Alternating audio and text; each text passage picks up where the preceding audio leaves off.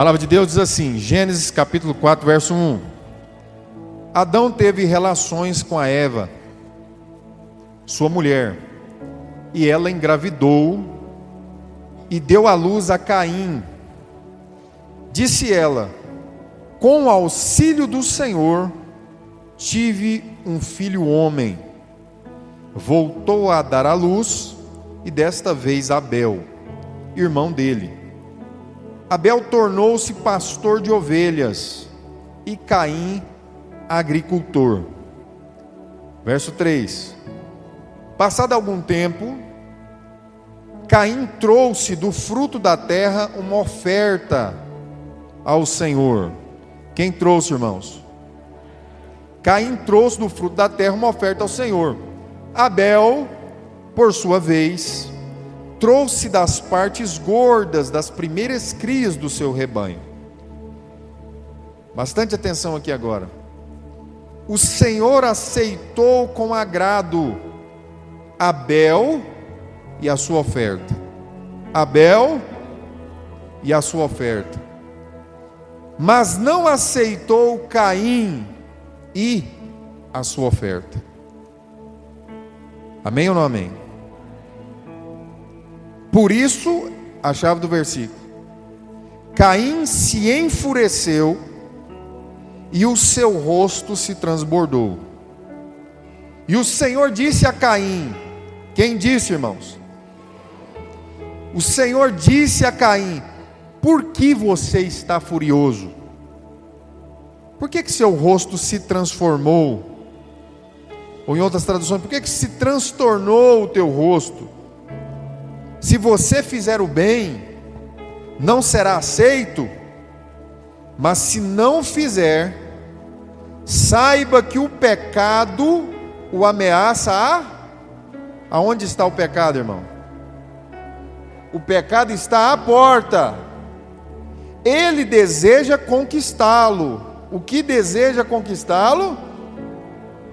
Mas você deve dominá-lo. Vamos ler novamente isso aqui? Toda a igreja aqui, irmão, atenção. Olha o que Deus disse a ele: se você fizer o bem, não será aceito? É uma pergunta.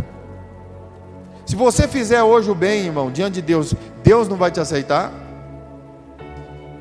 Mas se você não o fizer, saiba que o pecado ameaça a porta. O pecado está à porta. Ele deseja conquistá-lo, mas cabe a você, diga para essa pessoa que está do seu lado, cabe a você dominá-lo. Cabe a você dominá-lo. E disse, porém, Caim ao seu irmão Abel: vamos para o campo? E quando estavam lá, Caim atacou Abel e o matou. Perceba o espaço de tempo que teve entre o verso 7 e o 8. No verso 7, Deus está instruindo Caim: olha, Caim, você está com a carinha de nervosinho, você ficou meio bravinho com seu irmão, mas eu quero alertar você que o pecado está tentando te dominar. O pecado estava na onde, irmãos? O pecado estava à porta, estava diante dele. E ele falou: mas é sua responsabilidade controlar o que você sente. Amém ou não amém? Diga assim: é minha responsabilidade controlar o que eu sinto. Continua comigo. Disse, porém, Caim a Abel: vamos ao campo. E quando estavam no campo, Caim atacou seu irmão e o matou. Verso 9. Então o Senhor perguntou a Caim: onde está o seu irmão Abel? Quem perguntou? Perguntou a quem, irmãos? Onde está o seu irmão Abel? E respondeu ele: não sei. Sou eu responsável? Sou eu o cuidador do meu irmão? Era ou não era? Era ou não era? Quem era o irmão mais velho aqui, irmão? Não sei. Sou eu por acaso o responsável pela vida do meu irmão? Sou eu o cuidador do meu irmão? E disse o Senhor: o que você fez Escute, da terra o sangue do seu irmão está clamando. Verso 11: agora amaldiçoado é você, olha só, amaldiçoado é você pela que abriu a boca para receber da sua mão o sangue do seu irmão. Quando você cultivar a terra, consequência, esta não lhe dará mais da sua força. Você será um fugitivo errante pelo mundo. E a resposta de Caim a Deus: o meu castigo é maior do que eu posso suportar. Meu castigo, essa foi a palavra de Caim agora. Meu castigo é pesado demais, é grande demais. Sempre, irmãos, o castigo do pecado, a consequência do pecado é maior do que você esperava receber quando você decidiu executá-lo. Você entende isso?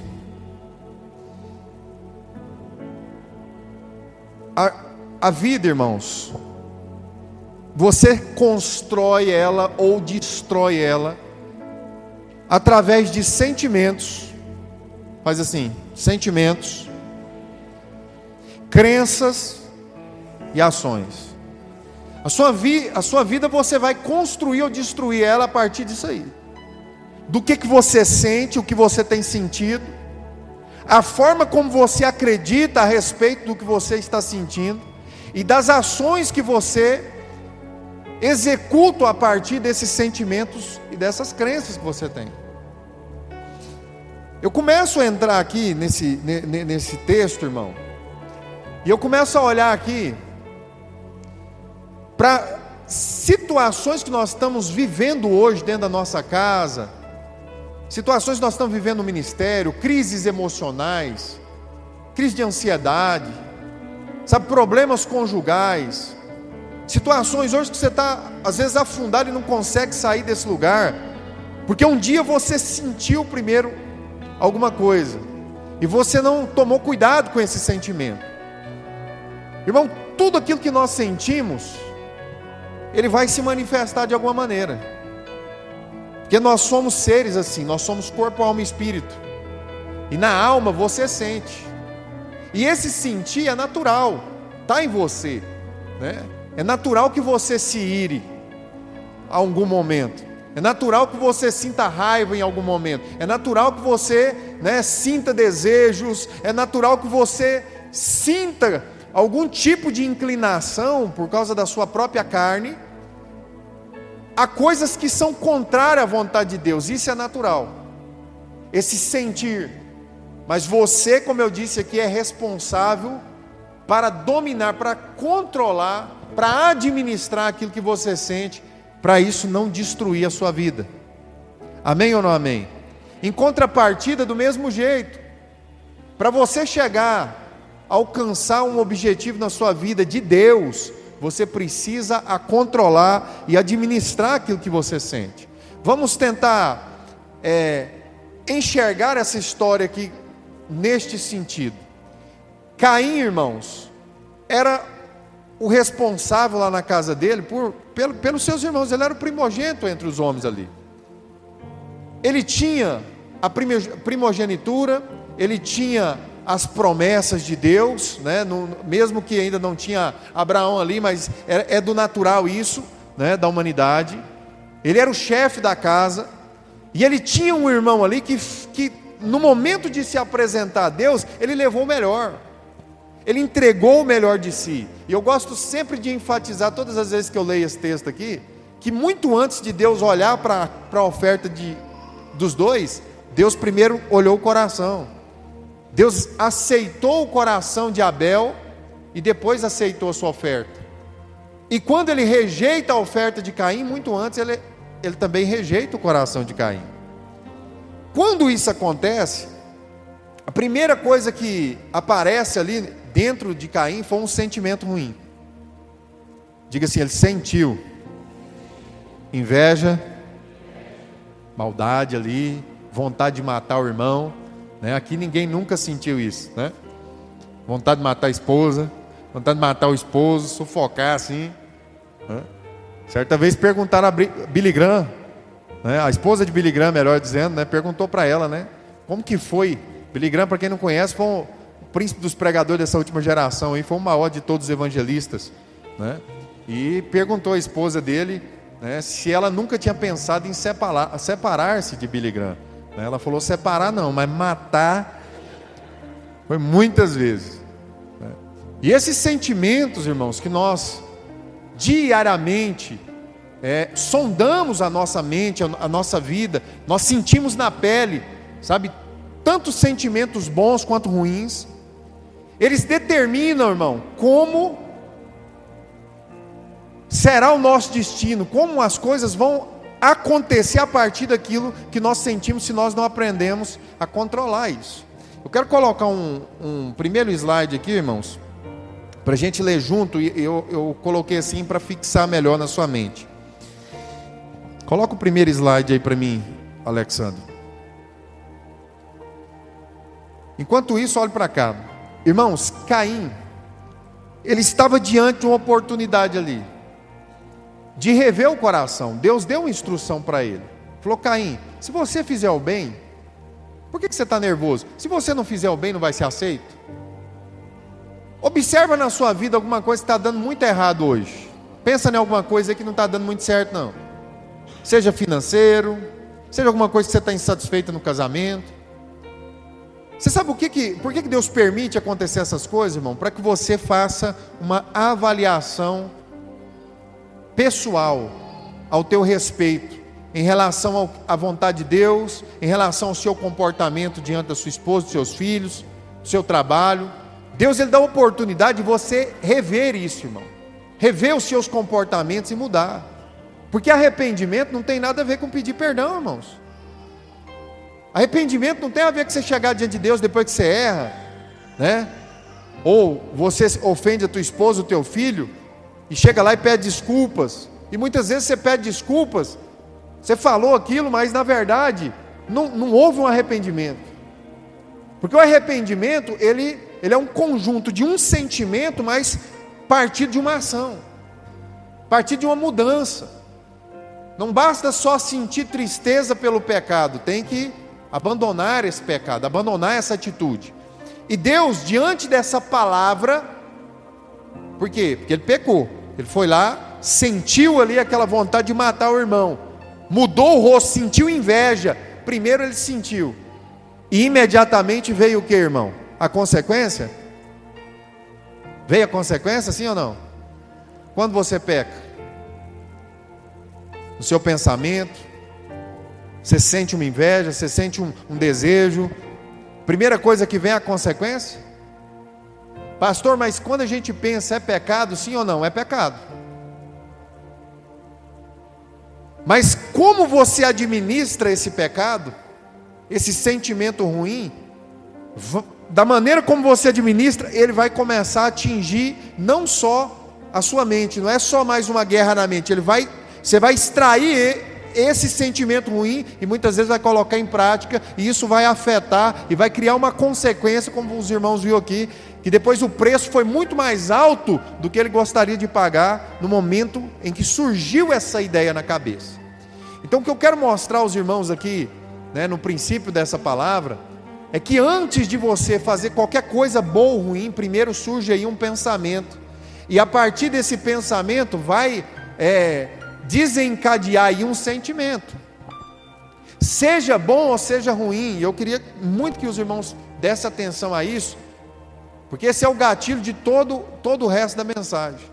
Você precisa entender que a cada pensamento que você tem na sua cabecinha, seja bom ou seja ruim, isso vai gerar um sentimento, e esse sentimento precisa ser controlado.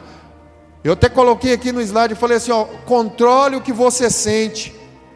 Os seus sentimentos desenvolvem crenças, e as suas crenças manifestam ações, e ações determinam aí o seu amanhã. Lê aqui comigo aqui, vamos ler todos juntos. Controle, vamos mais forte, controle o que você sente.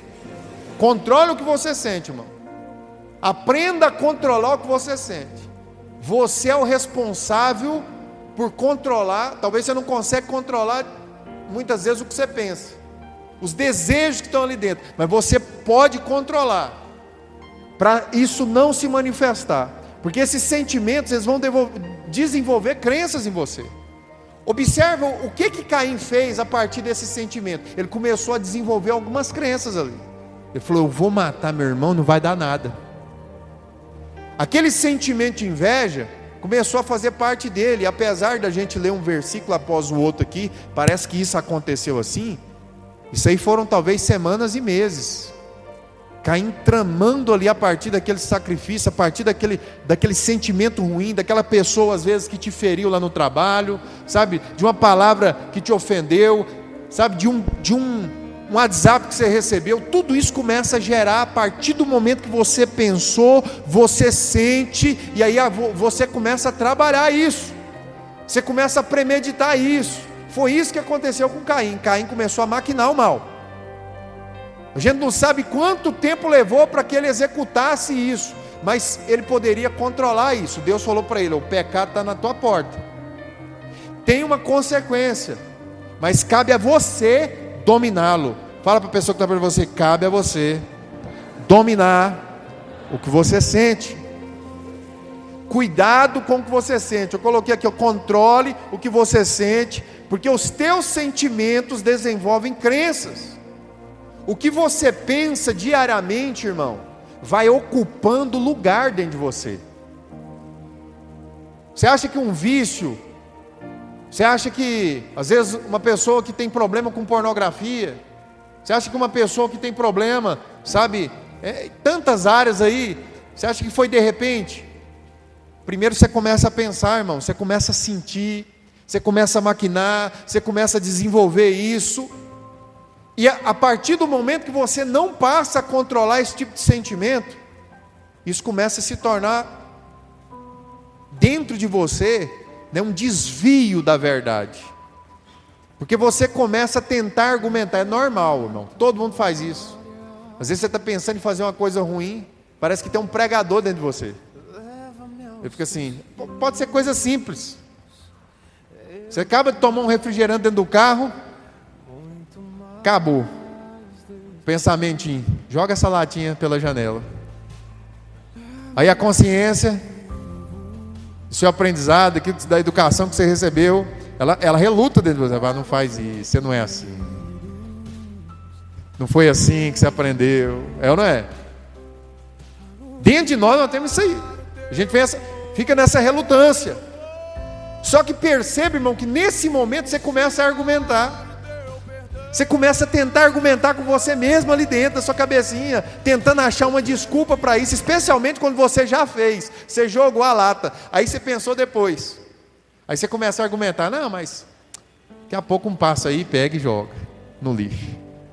É assim ou não é, irmão? Você começa a tentar pregar o contrário, você começa a tentar argumentar o contrário com aquela ideia que antes é uma crença estabelecida, seja por educação, seja pela palavra de Deus, mas quando você pensa demais sobre o assunto e alimenta demais essa ideia começa a ser normal. Você começa a pensar demais num tipo de pecado, a primeiro momento, você que está aí firme na palavra de Deus, isso começa a ser uma ofensa a Deus. Você começa a meditar demais nesse pecado, alimentar demais esse pecado, daqui a pouco, você acha que não é tão errado assim. Quando você perceber, irmão, você está executando aquilo ali, você está fazendo aquilo, você está conseguindo extrair isso aí, e mais na frente isso vai te dar um problema sério, irmão. Eu coloquei as suas crenças, manifestações, e essas ações, elas determinam o seu amanhã. Vamos pegar eu não disse que quando você faz isso, isso constrói a sua vida ou destrói a sua vida? Primeiro você pensa, você sente, isso passa a se tornar uma verdade, porque quando eu falo de crença, eu estou falando de fé, isso é uma convicção que você tem, e a partir daí isso gera uma ação, ou uma omissão. Será que o diabo tem a sua própria Bíblia? Quem acha que o diabo tem a própria Bíblia? O que é a Bíblia? Pergunta a pessoa que está perto de você: o que é a Bíblia? Alguém diria assim: a Bíblia é a palavra de Deus. Se eu disser para você que a Bíblia não é a palavra de Deus, que a Bíblia contém a palavra de Deus. A Bíblia, irmão, foi inspirada por Deus. Todos os homens que escreveram a Bíblia foram inspirados por Deus. Mas a Bíblia não é a palavra de Deus, porque a palavra de Deus ela é maior. A palavra de Deus está na Bíblia, mas a palavra encarnou. A palavra é Cristo. A palavra, ele era o verbo, estava no princípio com Deus. A palavra, irmão, é Jesus. A Bíblia, você vai encontrar vários erros às vezes, divergências de traduções. Deus não tem divergência, Cristo não tem divergência.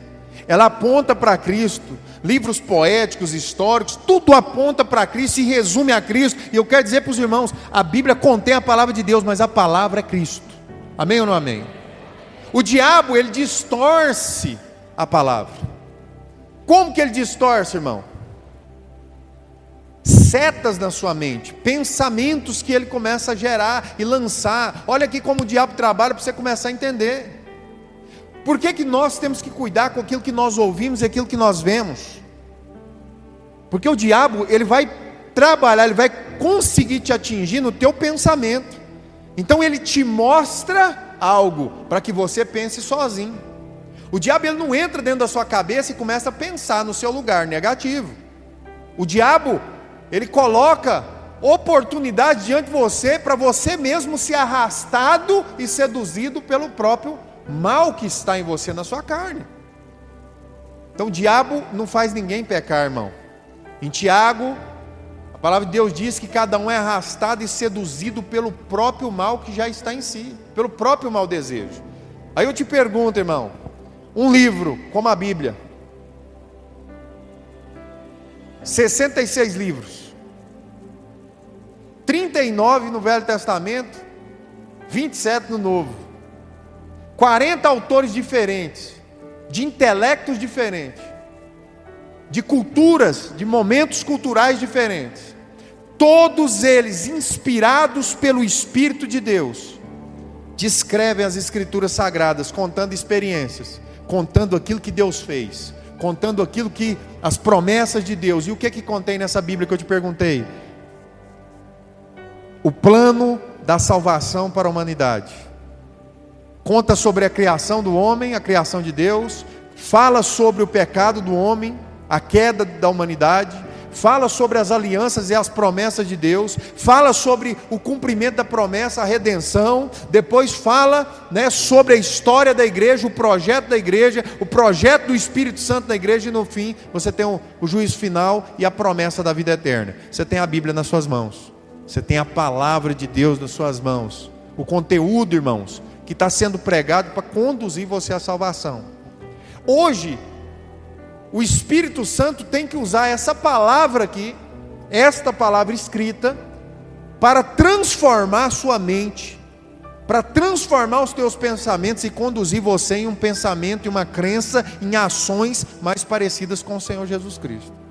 Os irmãos estão entendendo o que eu estou dizendo? Romanos capítulo 12 fala: transformai-vos pela renovação do vosso entendimento. É o seu pensamento, são os teus pensamentos que vão determinar suas ações. Ninguém está fracassado em alguma área da vida, irmão, senão porque pensou alguma coisa que não deveria ter pensado. Ninguém pecou, irmãos, senão porque pensou uma coisa que não deveria ter pensado. É isso? Claro que não. Porque pensar, você pensa, a guerra é na tua mente. Tem muita gente que está carregando um peso aí, não consegue nem servir a Deus, porque tem pensado em tanto pecado, tem pensado em tanta coisa. Meu irmão, cabe a você controlar, para que esse pensamento e esse sentimento não seja extraído de dentro de você, para que isso não se torne realidade, mas se torne, continue sendo somente uma guerra dentro da sua cabeça.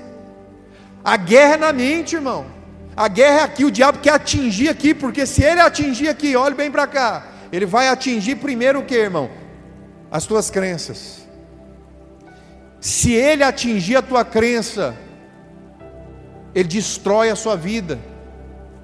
A fé representa o que na Bíblia, irmão? O escudo do quê? Escudo da fé. É com o qual nós podemos apagar as setas. Você acha que o diabo quer destruir seu casamento? Mentira.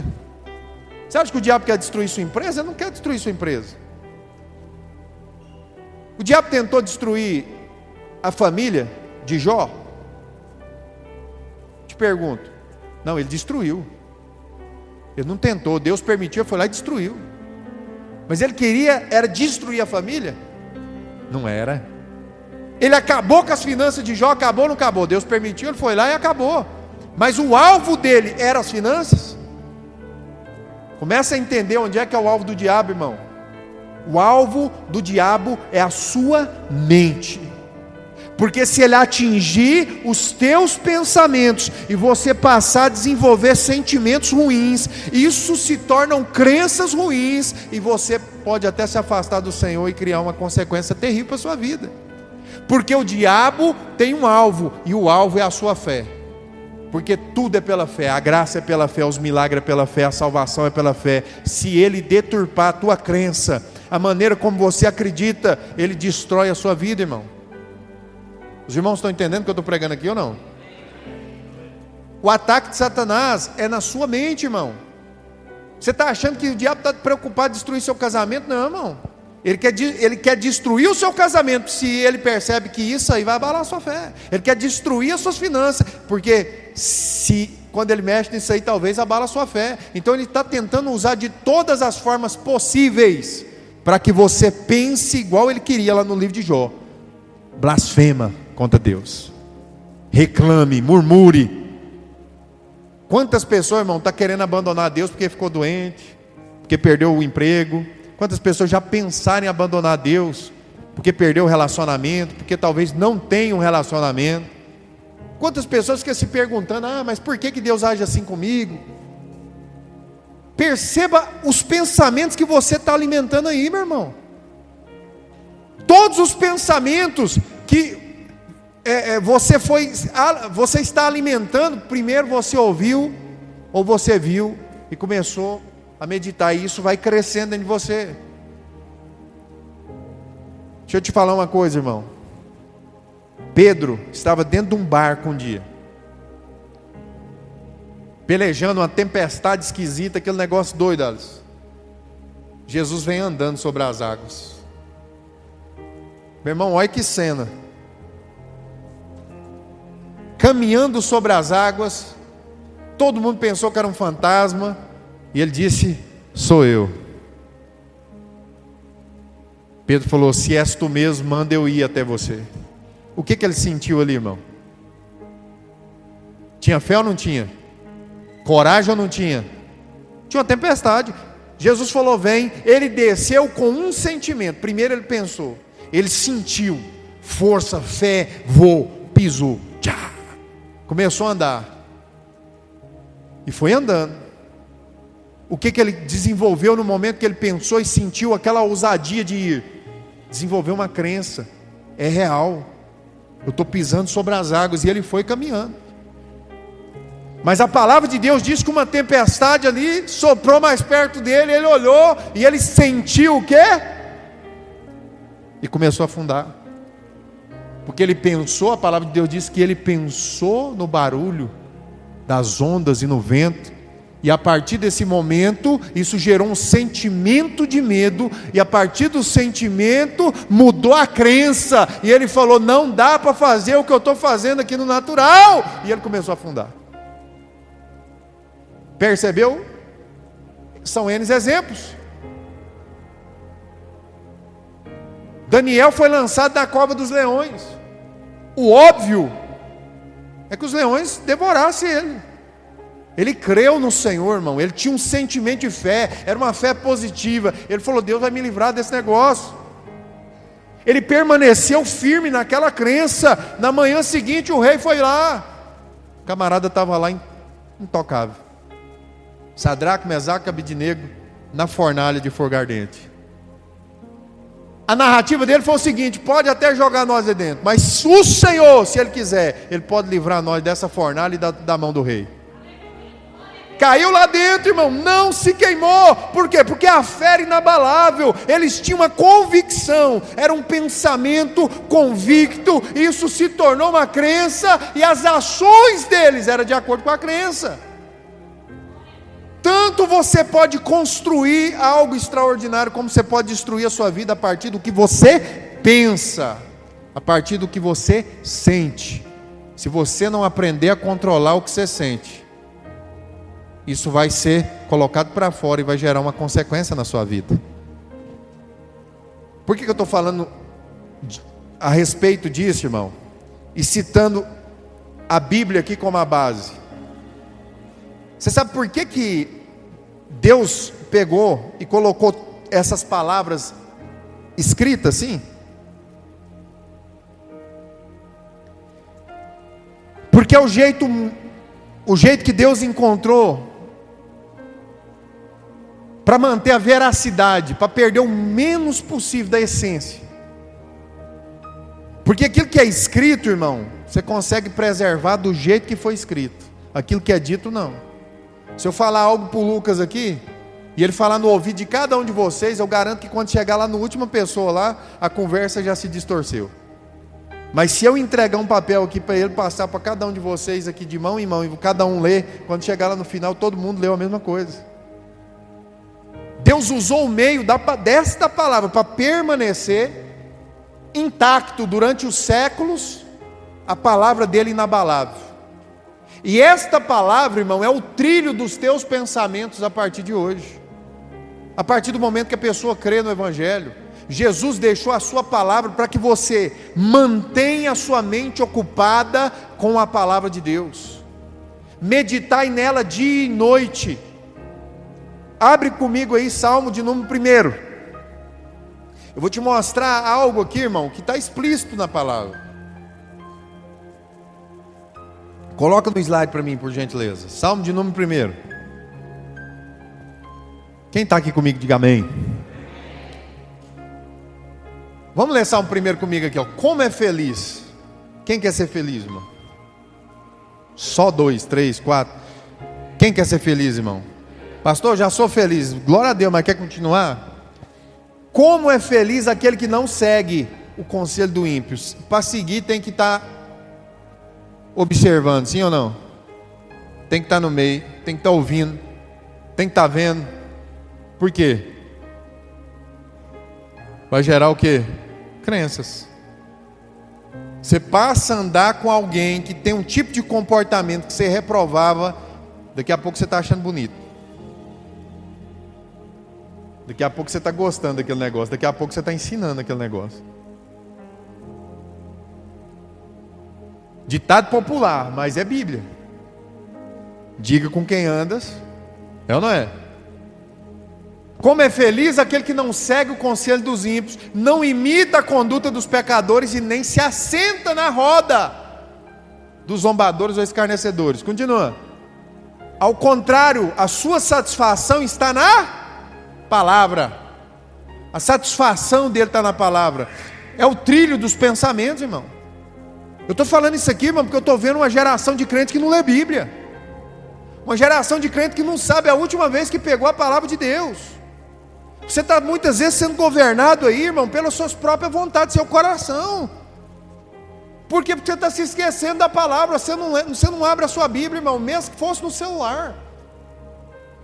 Uma igreja não sobrevive, um crente não sobrevive se não lê a palavra de Deus, irmão. Porque a palavra de Deus é que vai controlar e amenizar, sabe, os teus pensamentos, para que isso não se torne crenças e ações erradas. Caim estava com um pensamento de fazer uma merda na vida dele. Veio a palavra de Deus e falou assim: o pecado está na porta, rapaz, sai fora. Vigia, cuidado. Se não fosse a palavra de Deus, como que ele ia se orientar? Ele ia com a vontade do coração. Vira para a pessoa que está do seu lado e fala: vai ler Bíblia, irmão. Você precisa ler Bíblia. Leia a palavra. Está tudo aí, as respostas para a tua vida, está na Bíblia, irmão. Separe um tempo. Eu não tenho tempo, mas para o Instagram tem. Para ir jogar uma bola tem. Para ir na academia tem. Para praticar um esporte tem. Para fazer um monte de coisa. Para ficar à toa tem. Mas para a Bíblia não tem. Você sabe o que é o problema disso, irmão? Porque os teus pensamentos estão sendo conduzidos por outra Bíblia. Eu perguntei o que é a Bíblia. E eu falei para você que o diabo também tem uma. A própria. Continua comigo aqui. Ao contrário, a sua satisfação está na lei do Senhor e nela medita. De vez em quando, uma vez na semana, domingo, pastor Regis prega lá e é aquilo lá. Você vai para o inferno, irmão, você está doido. Você está doido. Fala de novo para a pessoa que está do seu lado. Mas mal é bem na cara, assim, olha a Bíblia, rapaz. A palavra de Deus precisa alinhar você. Continua aqui. Olha aqui, irmão, nós vamos chegar, ó. A pessoa que medita na palavra de noite, ó como que ela é, irmão. Ela é como uma árvore plantada à beira de águas correntes. Irmão, está tudo seco. Mas a árvore que está plantada do lado da água, verdinha. Dá fruto no tempo certo. Não tem fruto todo dia, irmão. Você acha que a pessoa que está firme em Deus, assim, ela tem fruto todo dia? Não, ela dá fruto no tempo certo. Tem época que ela cai as folhas, você olha assim e fala, isso, irmãozinho aí, não vai passar dessa... Esse aí não vai longe não. Secou tudo, caiu as folhas, não tem nada. Vai aguentar o vento não. Daqui a pouco começa a brotar de novo. Aí floresce, fica chique. Está entendendo o que eu estou dizendo, irmão? Nós damos fruto no tempo certo. Tem época que é difícil, nada que você faz flui. Você prega, não tem unção. Sabe? Você evangeliza, não ganha ninguém para Jesus. Tudo que você põe a mão parece que o trem não vai. Mas se você está com a palavra de Deus, irmão, Deus está conduzindo você independente da circunstância. Seus pensamentos estão sendo conduzidos, ó, e as suas folhas não murcham. Tudo que ele faz, prospera. Próximo versículo. Não é o caso dos ímpios, são como a palha que o vento leva. Continua. Por isso os ímpios, olha só, aqui fecha. Por isso os ímpios não resistirão no julgamento, nem os pecadores permanecem na congregação do justo. Irmãos, meditar na palavra de Deus é a condução, é a forma de você conduzir os seus pensamentos para que você conquiste a vontade de Deus na sua vida, a boa, perfeita e agradável vontade de Deus. Faz assim, ó. Faz assim, todo mundo. Diga assim: pensamento e sentimentos precisam ser controlados para que não gere crenças, e essas crenças, ações que trarão consequências, que eu não estou disposto, eu não estou, irmão, a pagar esse preço aí. Você não está. Garanto a você. Agora, para a gente finalizar a mensagem, coloca no segundo slide lá para a gente ler junto. Vamos ler junto aqui. Controle o que você sente e conseguirá estabelecer as crenças certas. E as suas ações manifestarão um amanhã desejado. Se você aprender, irmão, controlar, olha só, se você aprender a controlar o que você sente, você vai estabelecer crenças certas. E essas crenças certas vão manifestar amanhã, um amanhã que realmente você desejou. Pega uma pessoa, irmão, que ela, deixa para amanhã isso aí. Vai procrastinando a vida, vai procrastinando os estudos. O que ela tem amanhã, irmão, para colher? Aquilo que ela semeou hoje. Se ela semeou vento, ela vai colher vento. Sabe um versículo que está na Bíblia do diabo, irmão? É assim, ó. Você tem muita vida pela frente. Depois você mexe com isso. Depois você resolve isso aí. Isso aí está na Bíblia de Satanás. Por quê? A Bíblia de Satanás é a palavra que ele usa para tentar despregar a palavra de Deus, para deturpar. Sabe, tem muita gente sendo conduzido pelos versículos de Satanás. Tem nada a ver, vai dar nada, sabe? E o negócio vai tomando uma proporção, daqui a pouco você está afundado em um lugar, muitas vezes sem volta. Você acha que um homicida começa sendo um homicida, irmão? Foi assim que começou com Caim? Não é assim, irmão. Começa aqui, ó. Você começa a meditar, você começa a pensar naquilo, você começa a pensar nas possibilidades de dar certo e dar errado, você começa a maquinar o negócio, o trem vai criando uma estrutura toda, você acha que está no controle, sabe? Deus questiona você, você fala, uai, por acaso sou eu tutor do meu irmão, cuidador do meu irmão? Não tem nada a ver com isso, não. Mas qual que foi a última narrativa dele, irmão? Esse fardo é pesado demais para mim. Sempre será, irmão, muito mais pesada a consequência do que você imaginava quando você pensou, desejou, acreditou e colocou isso em ação. Sempre vai ser mais pesado do que você está esperando. Se você não consegue controlar o que você sente, você manifestará um ciclo, e se torna um ciclo, irmão, de decisões indesejadas que te trarão um amanhã indesejado. Próximo slide.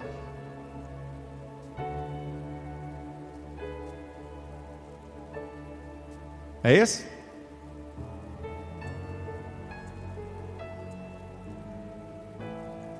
Se você controla o que sente, também poderá controlar o que quer de verdade.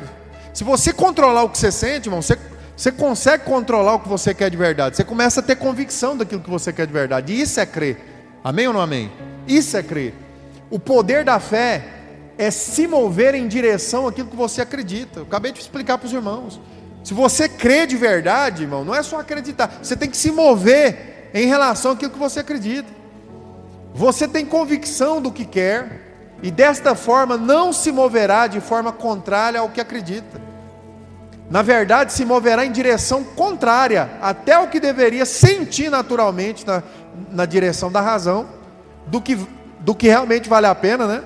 Da vontade de Deus, que é o melhor para a sua vida, e isso trará um amanhã desejado. O que ele quer dizer aqui, irmão?